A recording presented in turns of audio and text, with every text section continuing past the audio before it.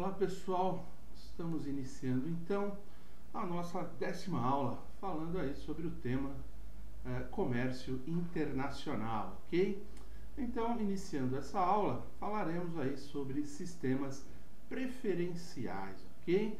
Sistema geral de preferências, o que é, para que serve, e o sistema geral de preferências de países em desenvolvimento, ok?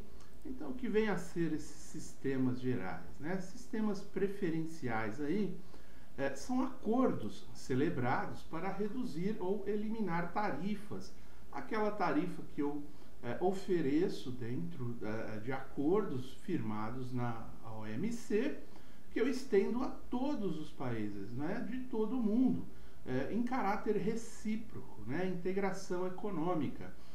Quais são as taxas que vão valer para as minhas exportações, não é? Para as minhas importações, enfim, acordos que eu coloco dentro da ONU que vão valer para todos aqueles que estão filiados à ONU, né? Todos os países.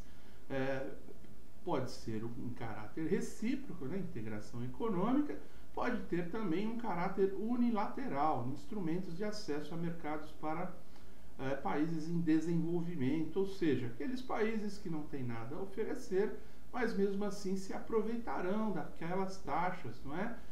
Daquele sistema de preferências ali, para também se inserir aí nos mercados de comércio internacional, ok? Então, os principais sistemas, né, preferenciais são o sistema geral e o sistema global de preferências, né, que vai valer mais aí para os países em desenvolvimento, ok? Vamos aprofundando, trazendo um pouco mais de detalhes. Qual que é a razão, né, para existir aí um sistema geral, então? Se já vale lá um sistema preferencial, né, que a taxa é estendida a todos dentro daquela inserção comum, os países em desenvolvimento, eles pretendiam maior inserção dos seus produtos no mercados consumidores dos países em desenvolvimento. Então, criou-se aí o sistema geral de preferências, né, para facilitar isso. A criação desse sistema geral de preferências é um modelo apresentado na primeira reunião da UNCTAD, né, da União aí da América Central, enfim, né, de demais países em desenvolvimento, em 64, e adotado em 68. Os países da OCDE aí firmam um compromisso de adotar o sistema geral em 1970, né? Os países da comunidade, né, europeia, do Ocidente, não é?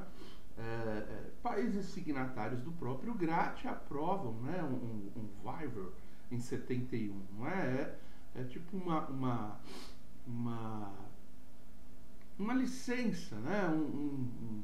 Uma extensão aos países em desenvolvimento. E a rodada de Tóquio, ela traz a cláusula de habilitação, ou seja, como que um país pode se habilitar, ele pode ganhar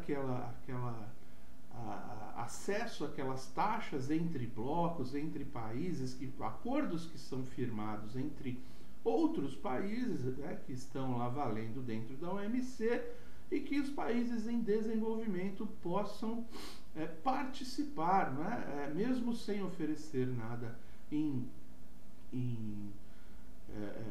troca, né, sem ter condições, sem ter nenhum produto que interesse aos demais países que estão fazendo trocas, eles possam de alguma forma apresentar, solicitar, não é, que aquela taxa que está sendo negociada entre dois países ali, um sistema geral de preferências entre dois países, também possa ser adotado, não é? Seja assim estendido aos países em desenvolvimento, ok? Então, o sistema geral, ele é um sistema de preferência entre países, porém, o sistema global, você acaba fornecendo isso, né? Conforme nós já discutimos na mesma direção, na mesma linha, né? Aquelas cláusulas da nação menos favorecida, não é?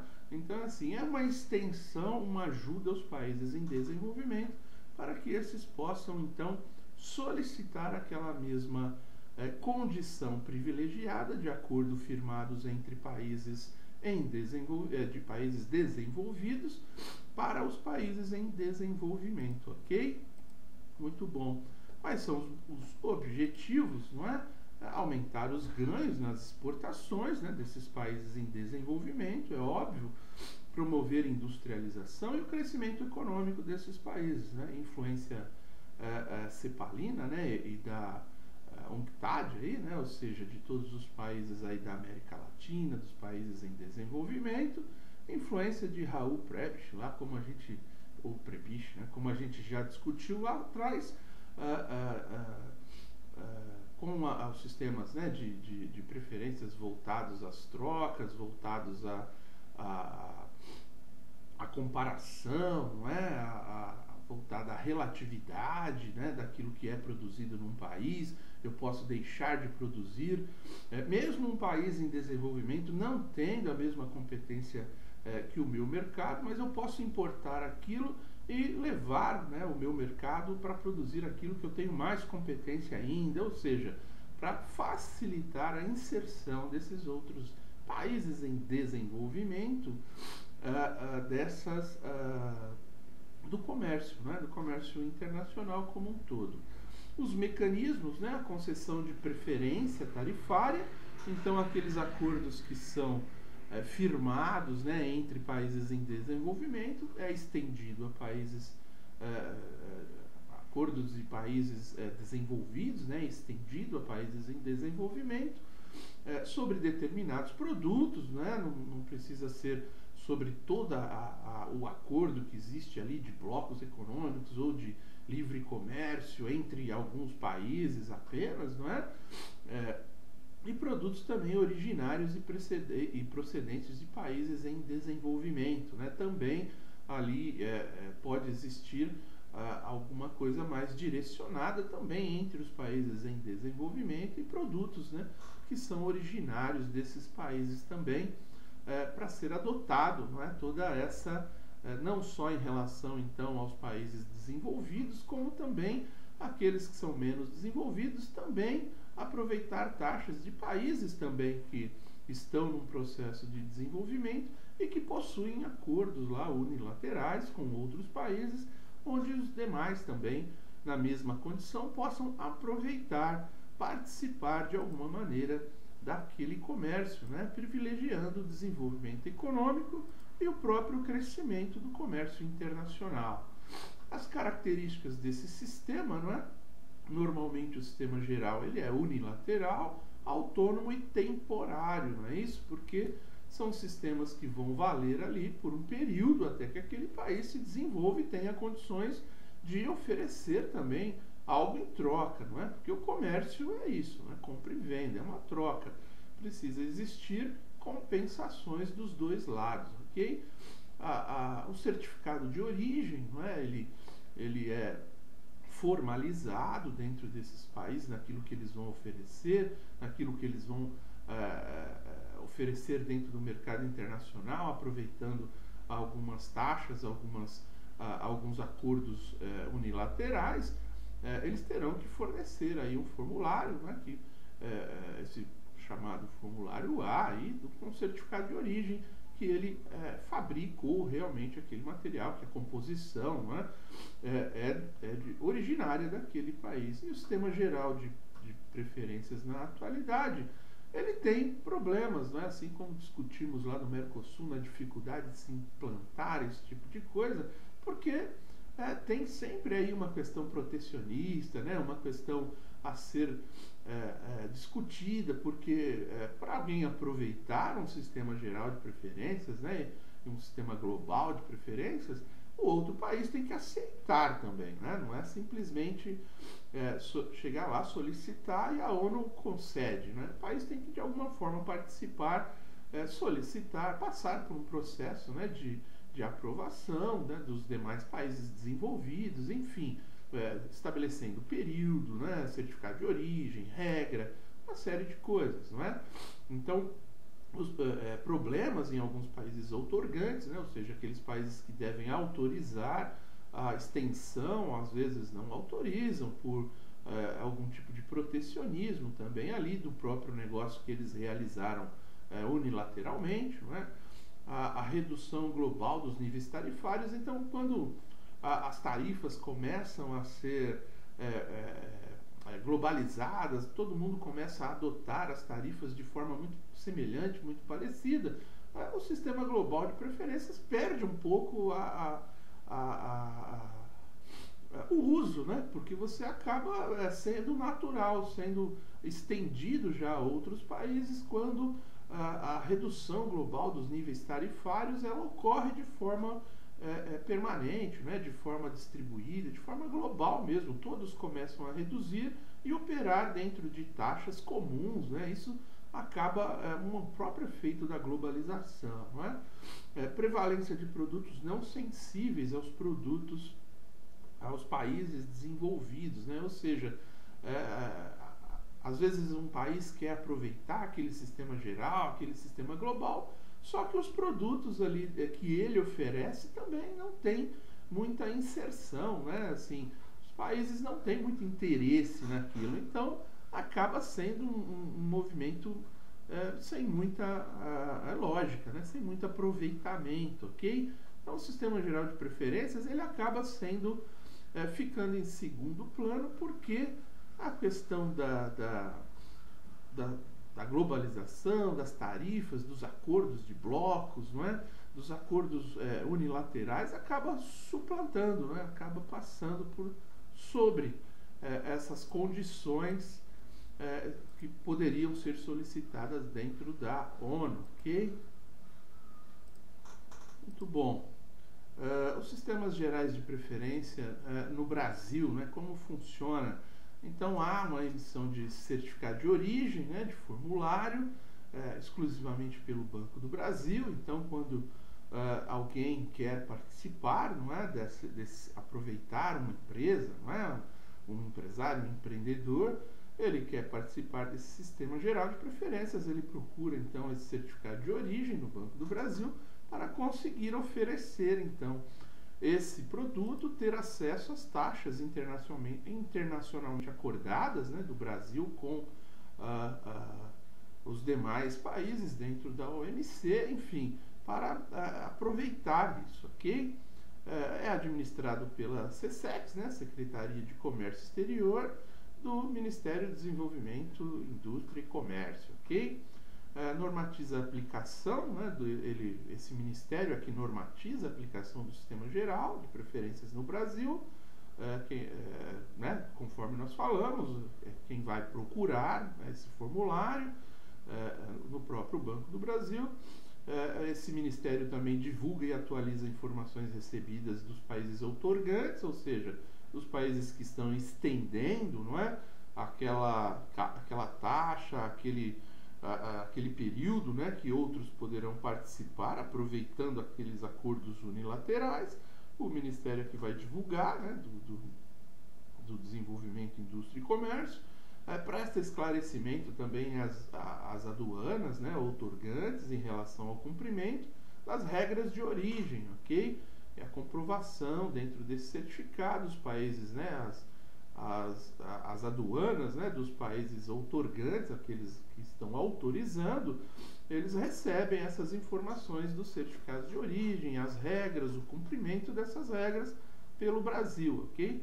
Para que o Brasil possa, no caso de querer, né, um empreendedor, aproveitar aquelas taxas e desenvolver, né, o seu negócio dentro do mercado mundial, ok?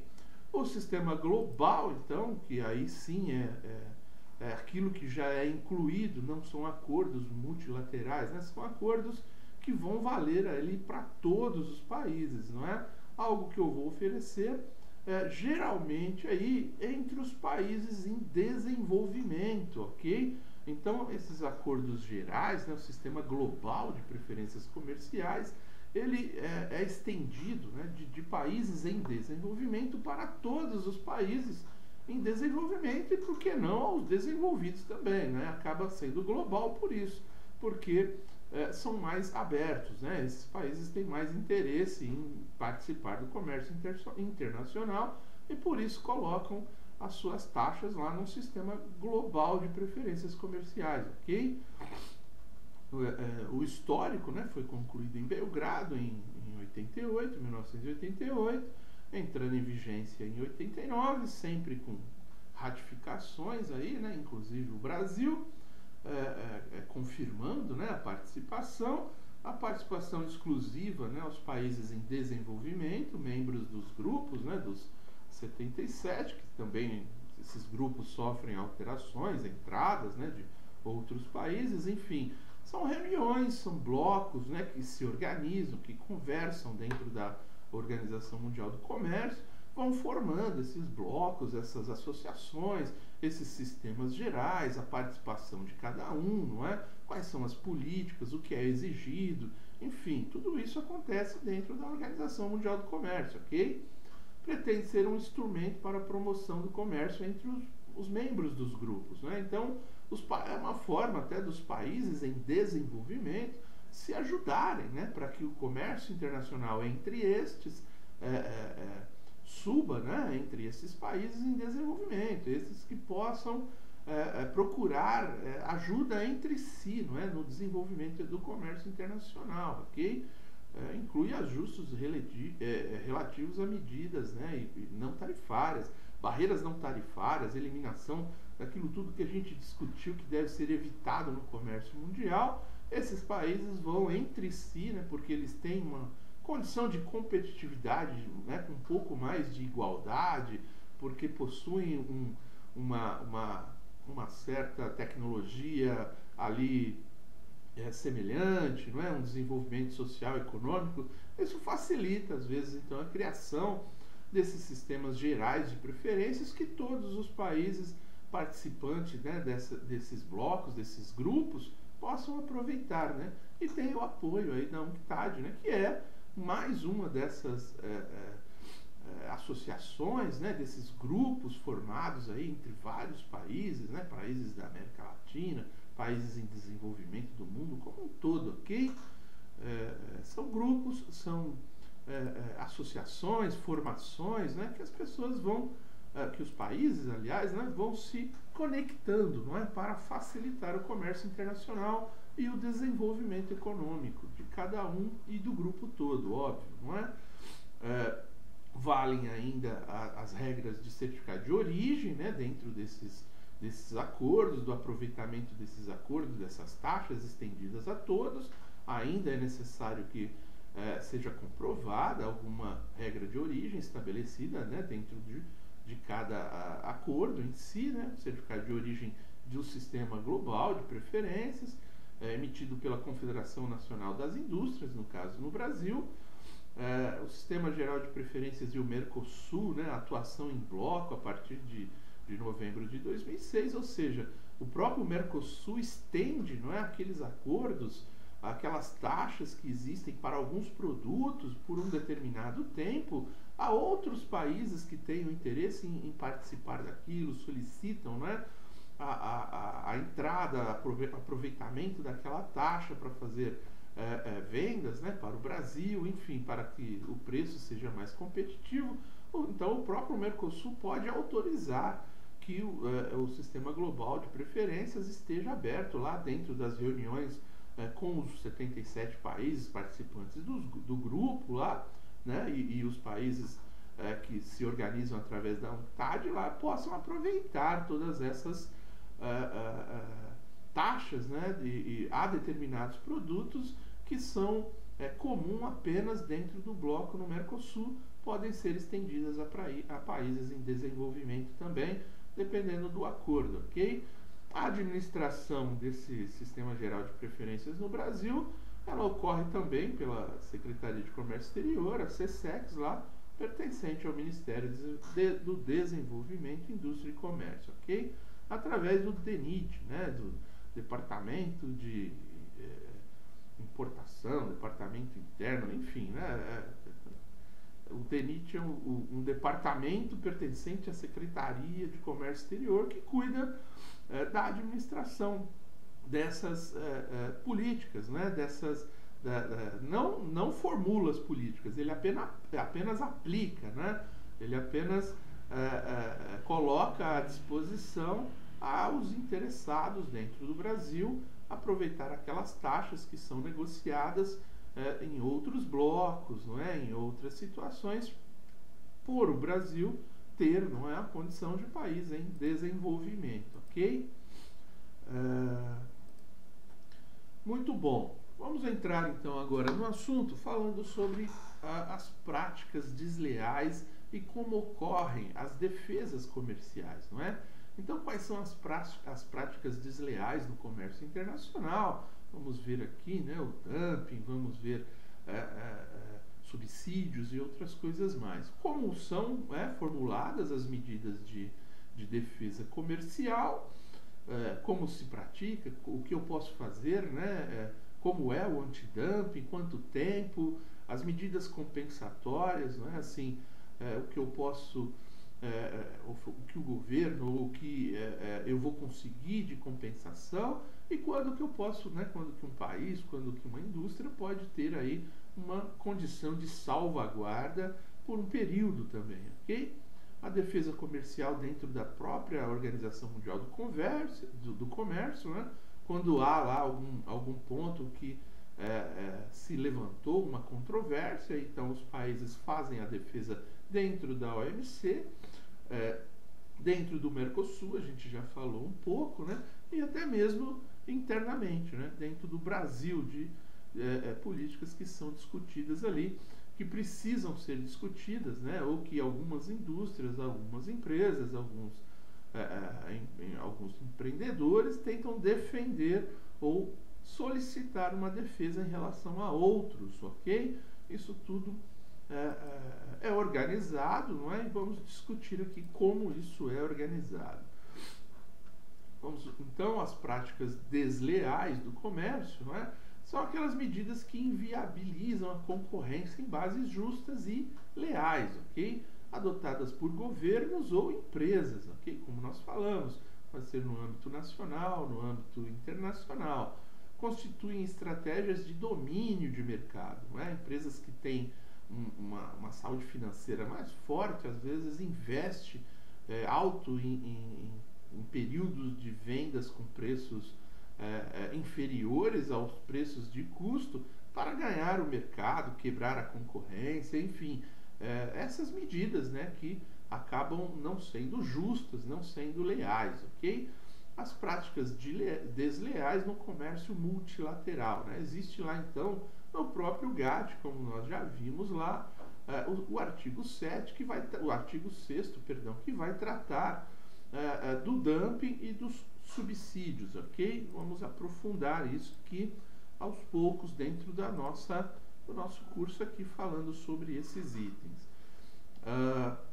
Essa é uma legislação, vamos dizer assim, que já consta dentro do GATT, né? Como fazer, quais são as políticas, o que pode e o que não pode. Temos também como defesa, né, comercial os instrumentos governamentais, né? Impedir ou mitigar os efeitos das práticas desleais. Então, o Ministério, né, como nós já falamos, do Desenvolvimento, a Secretaria de Comércio Exterior, os departamentos dentro dessa estrutura, eles vão cuidar lá, né, quais são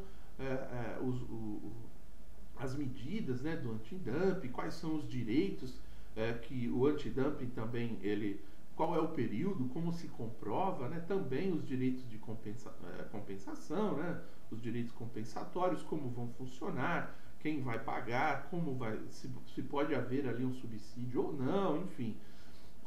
Tem também o intuito, não é, de proteger a indústria nacional, com um aumento significativo de importações, se for o caso, quando não há competitividade em algum mercado, em algum produto nacional, e há aí uma tarifação, né, significativa, que é muito baixa, às vezes, para determinados produtos, o que dificulta a concorrência, né, do produto interno. Então, podem ser adotadas as medidas de salvaguarda, né? Olha, estamos passando aqui um período de adaptação, precisamos investir em pesquisa e tecnologia para ter uma competitividade com os produtos externos, mas precisamos aqui de um período, né, para que isso ocorra naturalmente. Então são aí solicitadas as medidas de salvaguarda para a OMC, e essa vai autorizar ou não, depende, né? Então são como se faz a defesa comercial, né? Então a defesa ela é tratada pelos órgãos públicos, né? Com o contato diretamente com dentro da OMC, né? Através dos acordos, das reuniões, enfim, como devem ser tratados esses assuntos, não é? Individualmente ou coletivamente, ok? Assuntos que interessam a todos e assuntos específicos também de uma empresa para com um determinado país, ok? A defesa comercial e o comércio multilateral ainda, né? Como começa então a defesa, tem que se fazer lá um acordo anti-dumping, né? Conforme nós já vimos, aos princípios, né, direcionadores dentro do GATT, porém há que se fazer um acordo anti-dumping também entre os acordos que são firmados entre países, dentro da OMC para comércio internacional. Um acordo sobre subsídios e medidas compensatórias, né? Conforme nós já falamos, subsídios é quando eu deixo que alguém pague, né, compre por um preço, forneça, né, eu forneço um produto muito menor que o preço de custo para ter acesso a mercados internacionais, e o governo me dá uma parte, né, do dinheiro para cobrir o meu prejuízo, para garantir o meu lucro. E as medidas compensatórias é o inverso, né? Pode ser o inverso. Quando você é obrigado a acompanhar um preço muito alto, você acaba não tendo competitividade, então, de alguma forma também, você tem uma compensação em função daquele prejuízo que você está tendo, que pode ser em forma de juros mais baixos para investimento, para fluxo de caixa, enfim, são medidas que você tem em compensação por ter uma taxa muito elevada, às vezes, para exportação daquele item, né, por perder competitividade, enfim, uma série de coisas.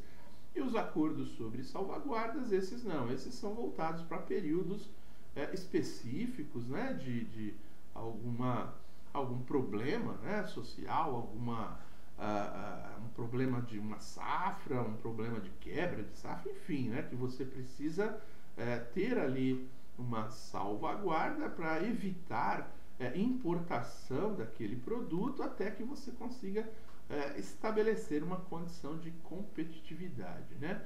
E vale para tudo isso o princípio da seletividade, né? Ou seja, a base é que seja seletivo, olha, de produto a produto, não generalizado, né? Olha, nós queremos evitar o comércio mundial com determinado país, com a China toda, por exemplo. Não, né? Você tem que, olha, nesses produtos, né? Nessas linhas, nesse tipo de comércio, né? Por exemplo, na área têxtil, na área de autopeças, na área de minério, na área de aço, enfim, é bem seletivo, né? Então, qualquer tipo de acordo antidumping, de acordo de subsídios, de salvaguardas, ele tem que ser seletivo, tem que ser específico, ok? Não aberto, né? Não evitando o comércio internacional com todo o país, né? Em função, por causa de alguns produtos, você elimina o comércio internacional entre países. Não, tem que ser seletivo, tá bem? A defesa comercial no Brasil, ela é feita dentro da Secretaria do Comércio Exterior. Então, se você está sofrendo, né, com um dumping, você vai procurar fazer acordos e a sua defesa dentro da Secretaria lá do Comércio Exterior, da SECEX, né, do DENIT, lá do Departamento de Defesa Comercial, né, do DECOM, né, eles vão chamar esse departamento. Para isso, né, existe também a Câmara do Comércio Exterior, né, a CAMEX. A CAMEX é que vai dar os princípios, né, os parâmetros, vai formular os acordos, as leis, A CAMEX, essa Câmara do Comércio Exterior, ela é montada, né, nós vamos ver aqui, pelos ministérios aí que têm alguma relação com esse comércio exterior, e ela define as diretrizes para tudo, né, para o comércio, por certificado de origem, para acordos de antidumping, para acordos de medidas compensatórias e subsídios, para acordos de salvaguarda, enfim. E quem coloca em prática são as secretarias, ok? A CAMEX é o órgão superior, vamos chamar assim, tá bem? Então, quais são as atribuições aí do DECOM, né, dentro da SESEX, da Secretaria de Comércio Exterior? Ele propõe a abertura, né, do processo ali antidumping, do processo de salvaguarda, né? Então ele vai fazer lá dentro desse departamento, vai ocorrer a abertura do processo e conduzir as investigações, né, destinadas à aplicação de medidas de defesa comercial, entender se realmente precisa ter ali uma defesa comercial. É óbvio que está sendo provocada sempre por uma empresa, né? Naquela seletividade, alguém olha determinado produto, algumas empresas no Brasil questionam, né, aquela taxa, aquele produto de importação, e dentro do DECOM, então, de defesa lá da SESEX, vai ocorrer o processo de investigação, de condução, a abertura desse processo para identificar se aquilo realmente traz prejuízos, não é? E o que pode ser feito, não é? Também encerra lá o processo de investigação quando não resultar em proposta de aplicação, ou seja, quando ela recusar, entender que não, que as empresas solicitantes, né, os argumentos não são válidos para aumentar a tarifa num processo de importação de algum produto e que, portanto, será encerrado aquele processo, tá bem? Quais são as atribuições da CAMEX, né, aquele órgão superior? Ele vai fixar em caráter definitivo ou provisório todas as medidas de defesa comercial, né? E também vai encerrar processos de investigação, ok? Dentro da própria CAMEX, sem nem estender isso às SESEX, ok? As SESEX e aos departamentos de defesa. Ok? Muito bom.